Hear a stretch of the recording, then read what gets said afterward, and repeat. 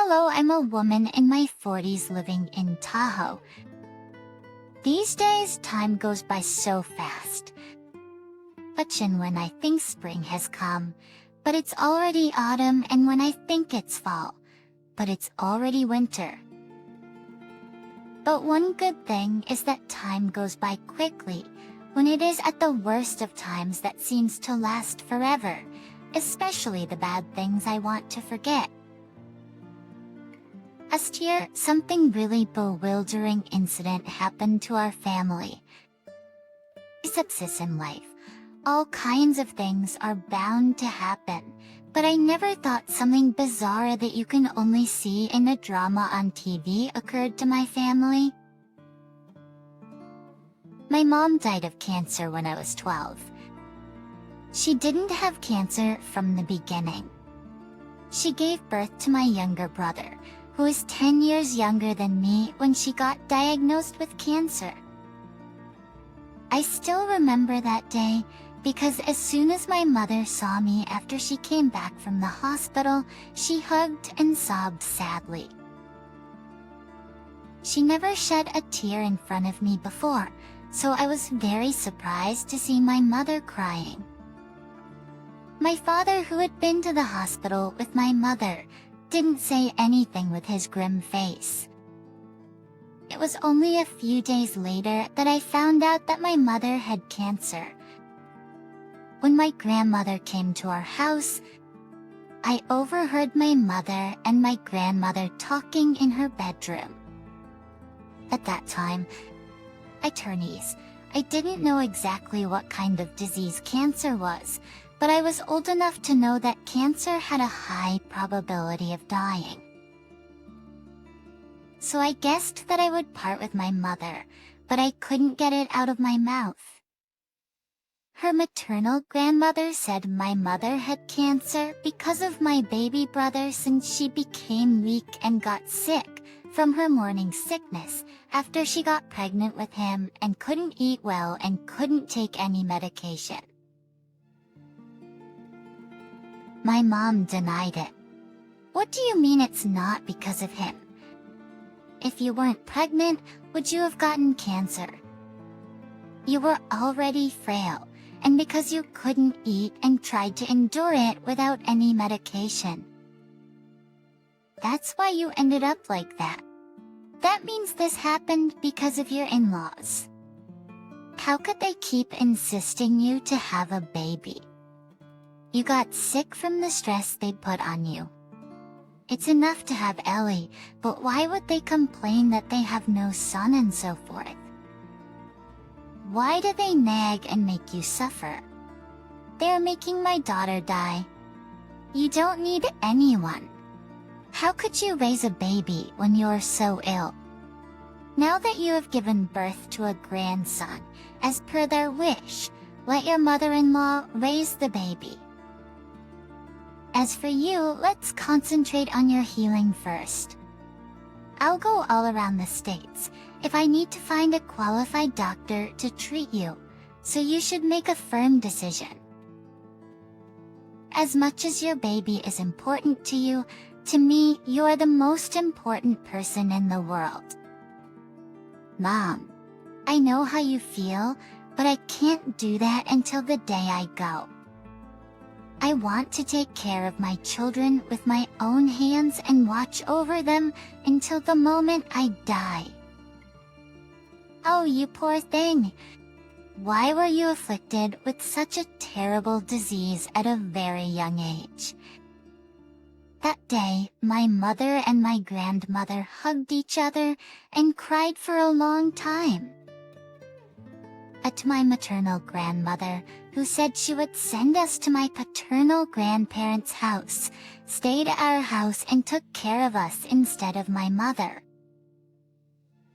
My grandmother was alone in taking care of my mother's illness and doing housekeeping, including taking care of my siblings.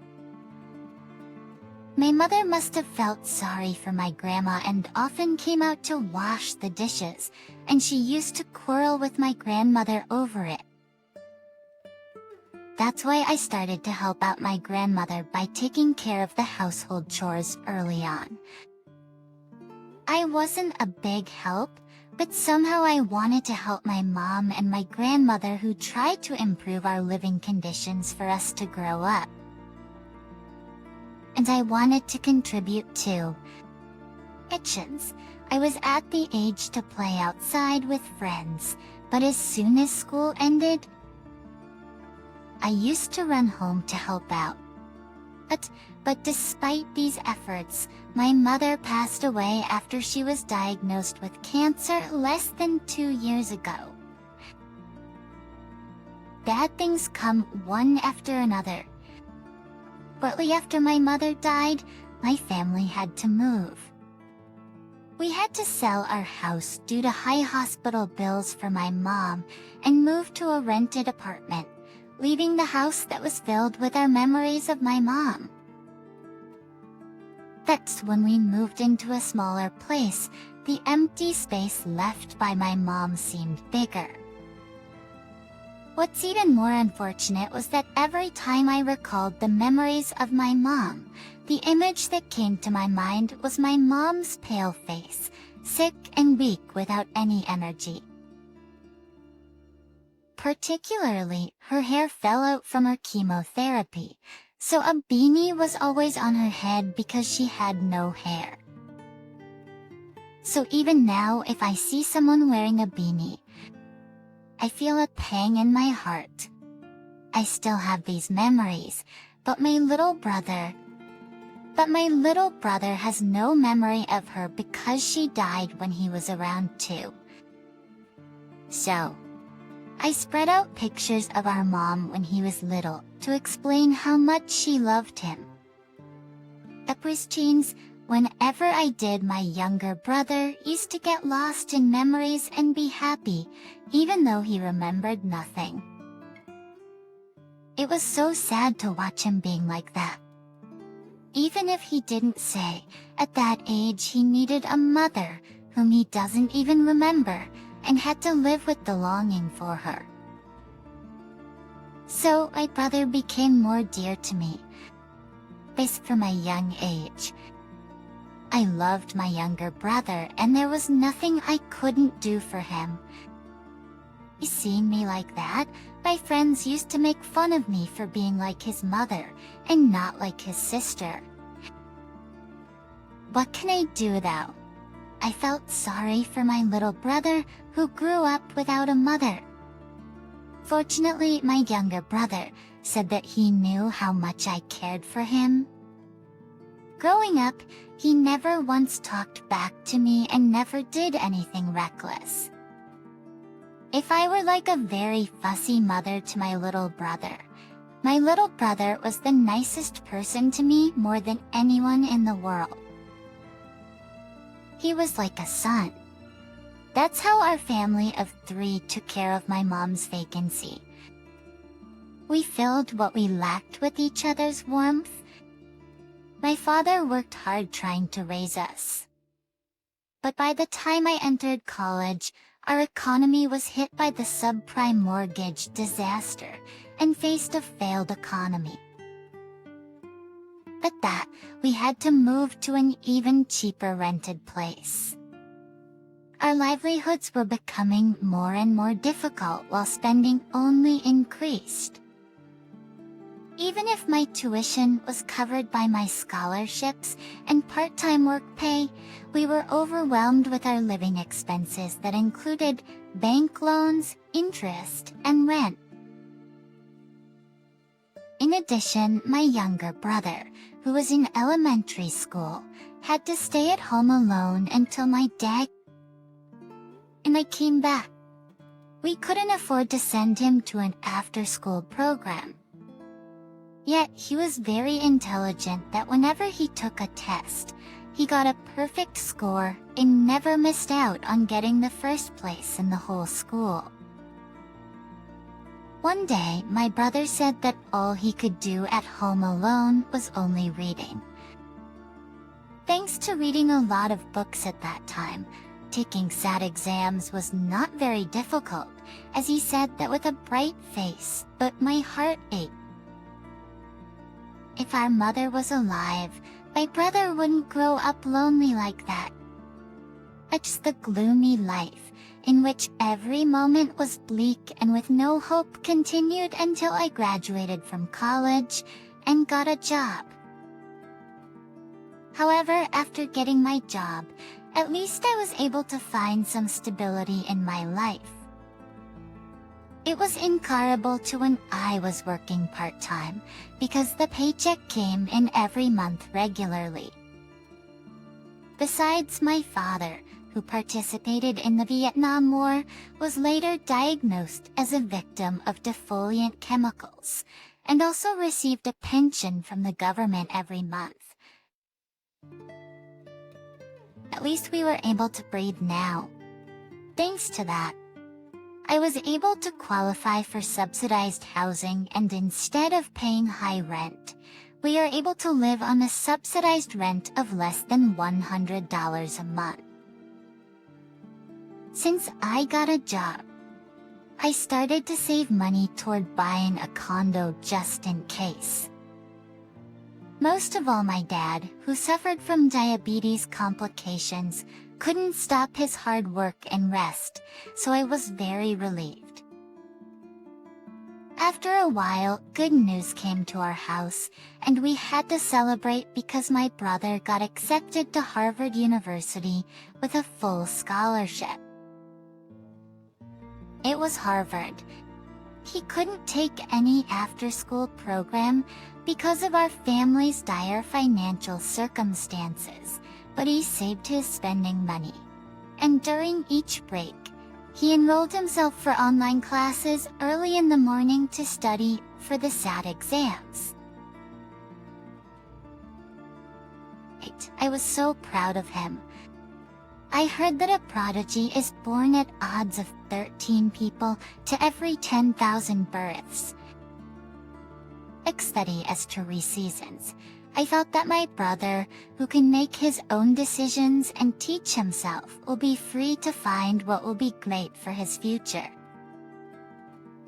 As if my own son got accepted at Harvard, I was so excited that I took my younger brother with me and bought his clothes and bags. Then my brother asked me to wait for a few more years because he would make enough money to take care of our dad and me. You are like a mother to me, so I'll be responsible for you. The most important person in my life is you.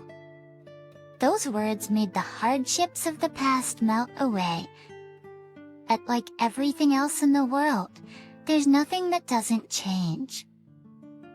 He said I was the most precious person in the world, but when my younger brother went to college and started dating, the ranking changed from me to his girlfriend. Even though I knew I was normal, I didn't understand why I felt so hurt. I realized that's how conflicts between in-laws occur. My brother's girlfriend went to a technical college. She majored in aviation transportation and was preparing to become a flight attendant. She was 2 years older than my brother because she was dreaming of becoming a flight attendant. I was told that she was tall and very pretty. He said, "She is nice like you and doesn't spend money exorbitantly on expensive stuff. She's very thrifty and modest. If you see her, you'll probably like her too." He bragged about his girlfriend with a flushed face. Although I was happy with the way he appeared, on the other hand, I also felt hurt. Then one day, my brother said he would introduce his girlfriend to me, and they came near my place of work. I was a little taken aback by the sudden visit, but we had to meet sometime anyhow, so with a happy heart, I headed out to meet with him. When I went out, as my brother said, She was as tall as a model and pretty. And my brother, who is always like a child, acted like an adult in front of his girlfriend. It's violence. I found them so cute. I laughed for a while inside. It was awkward at first, but we also had dinner together. After eating and drinking beer, I knew why he liked her so much. Her voice was soft and the atmosphere was good. She tried to fit in and was good-natured. Her clothes were plain, just like my brother said. She seemed very modest. Unbeknownst to me, if this was a woman, I thought it'd be okay if she came into our family as my sister-in-law. Moreover, she acted very nice toward me that it was fun to be with her. But it wasn't just me who thought that. Later, my brother told me that she really liked me too. So we often met to go see a movie or go drinking beer. During summer, we even went to the Dutch town together. As our happy days continued, my brother suddenly got drafted. I started to worry about my brother entering the military service. I was worried that he might get hurt at the basic training or be subjected to abuses in the military. Once my brother got the draft notice, I couldn't eat anything and didn't want to do anything. But no matter how I felt, it couldn't be stronger than how his girlfriend would feel, who would be forced to live apart. So I gave some money to my brother to take his girlfriend out for some steaks. My brother invited me to go together with them, but since his time was so limited before he left, I didn't want to butt into their precious time for dating. I wasn't that dense. So my brother met his girlfriend, and the two of them met almost every day for a week before he left for his service. My brother's girlfriend, who'd be very busy preparing to get a job, but she gladly took time off to spend time with my brother. Then one day, my brother didn't come home. He said that he watched a late-night movie, but later, I found out that that was the day when he got his girlfriend pregnant. My brother safely finished his basic training and got stationed at a military base. I was busy and I finally got some time, so I called my brother's girlfriend that I would buy her dinner. When I went to meet her, she had a woman with her. When I asked who she was, she answered, "It's my mom." I told Pamry's taken aback because they weren't engaged, and to bring her mother was a little too much. Then her mother said, "The party is said to be in the military, so for things like this, parents should resolve it." But wouldn't his father come out to settle this? I wondered what she was talking about, so I looked at the girl. "Haven't you heard yet? I'm pregnant." My heart dropped when I heard her say that she was pregnant because she was smiling so brightly. I was the only one who got all flustered at the news. Right then, her mother said, "It's common for a couple to get pregnant before the wedding." I myself gave birth to my daughter before I got married also, but still, didn't she grow up fine, so you shouldn't worry. Even though she's still a student, she's attending college, so why wouldn't she be able to get a job? But until then, I expect that her in-laws would support her. Until she has her baby, could you get a condo and a car for her to use? A pregnant lady uses a common unisex restroom in the public, which is not safe. I'm sorry, what do you mean a condo and a car? Why? But you going to get her at least that? If he got pregnant when her great future is ahead, he should do at least that much. My daughter worked so hard to become a flight attendant. But because she got pregnant, she has to give up her dream job, so she deserves at least that much, doesn't she? You're a woman also, so you should know that people look more negatively at the woman if she gets pregnant before she gets married. People look at her disrespectfully just because she is pregnant. If so, I won't put up with it. I was shocked when I just came out to do goodwill by buying her a free lunch. So I told her I would contact her again after I talked it over with my brother. I didn't know anything about her pregnancy, and on top of that, she suddenly demands a house and a car. I was so dumbfounded.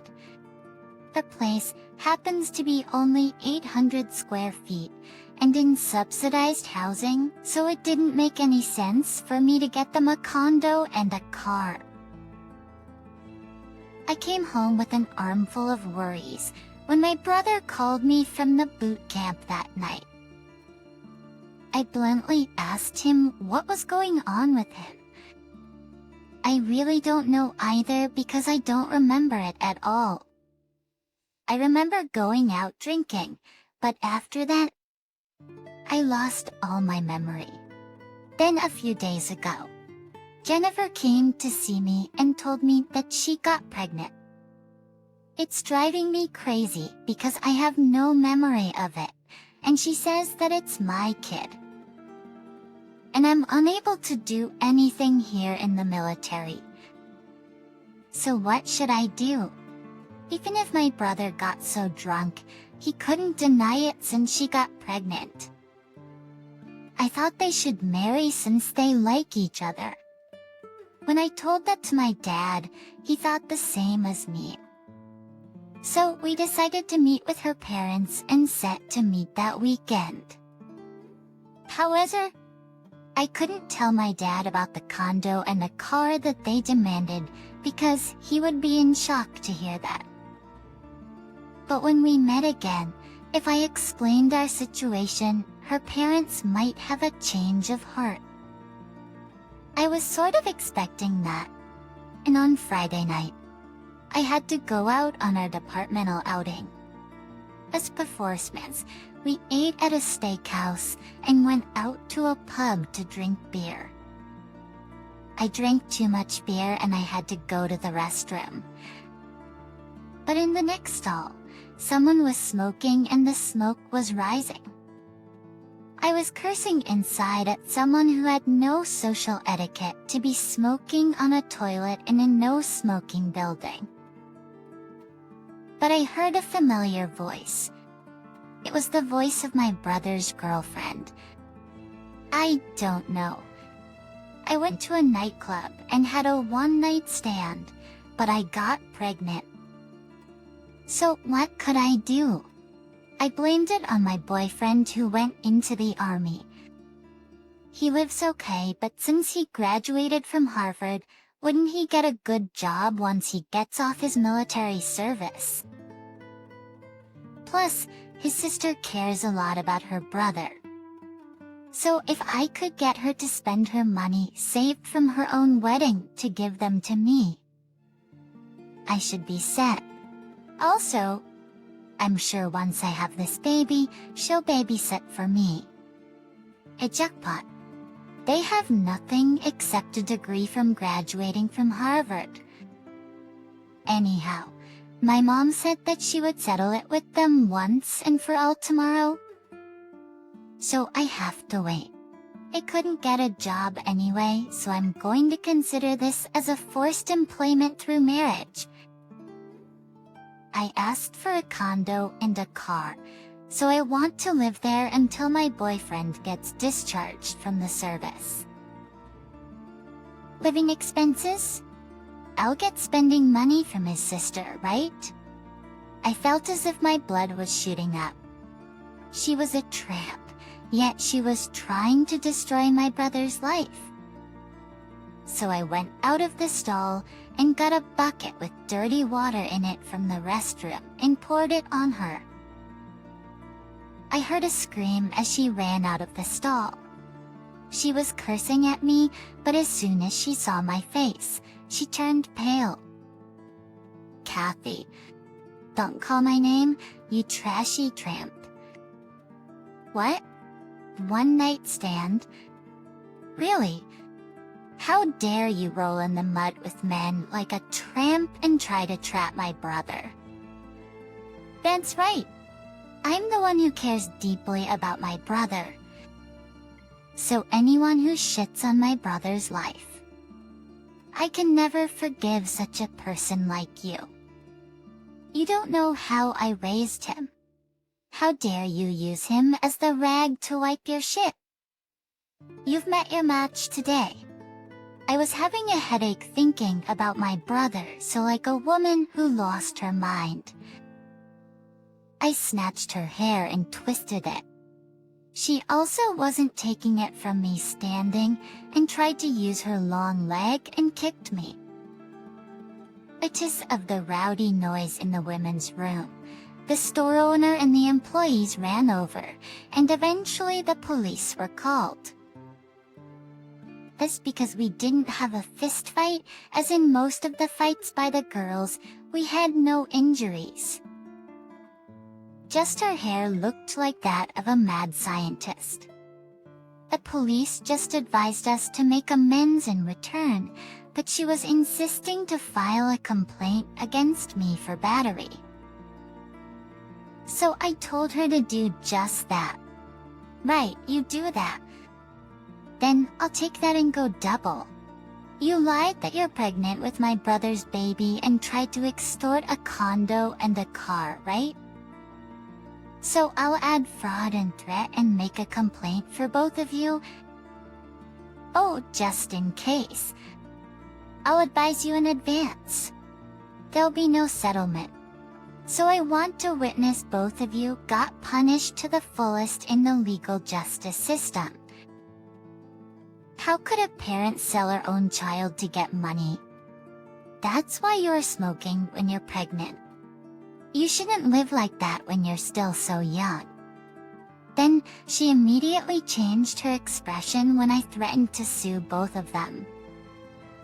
She pleaded with me, "Kathy. I'm also a victim. I was pretty hard up, so I had no choice but to do that. So please have pity on me and I'll do my best for Kevin. I don't need any condo or car, please. Have you lost your mind? Who said that I'll give my brother to you? How dare you try to offload my brother for free? Who would accept a person like you as a daughter-in-law? Do you think living is that easy? Just because people say you are pretty, do you think you have become someone special? You're nothing but trash. You must realize by now that I can't make your life into a field of roses for your future, the way you lived your life. A bright future as a flight attendant? Do you think the airlines are full to hire you with your type of character? Don't jump to conclusions when there are none. Is for you whose head is full of nonsense, belongs behind cold steel bars. Go get ready to go to jail holding your mom's hand. Kathy, please. I left the police station, leaving her behind, who was calling my name desperately. My headache that was so painful cleared up like magic. Einshin, my brother, who learned the truth later, became relieved but also apologized to me. He said he was sorry to get me all anxious over that when he should be helpful to me. So I told him, "You're not a kid anymore. Just because of your age, you're not an adult. You need to be able to take the responsibility of your life to be an adult. So don't think to pay me back, but think of standing on your own feet. I plan to live my life too. actually. I was saying that more to myself than for my brother. I felt sorry for my brother who grew up without a mother, so I lived for him more than for myself. After this incident, I thought it'd be detrimental for my brother if I continued to shelter him with too much love. So rather than catching fish for him, I thought it would be better to give him the fishing rod. With that in mind, I had him handle his own legal case against his ex. I wanted to teach him how to take care of himself. Some people learn about love from books, and my brother was just that kind of person. While he was serving in the army, he borrowed legal reference books and was studying about legal cases and the law. I wondered why he would use his intelligence only for studying rather than in real life. It would be easier if he got legal advice from the free clinic offered in a legal non-profit organization. I'll have to watch how he will use his fishing rod to catch a fish.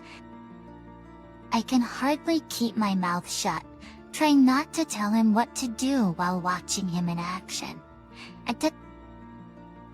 But I plan to go forward by taking care of myself and our family of 3. Thank you for listening to my story. If you happen to meet someone in a strange circumstance, don't get tangled up and hope you will only meet with good people and be happy. I sincerely wish you that you will do so. Take care. Please cheer for me and write your comments of wisdom in the comment section. Pressing like and subscription is a big help to me. Have a wonderful day.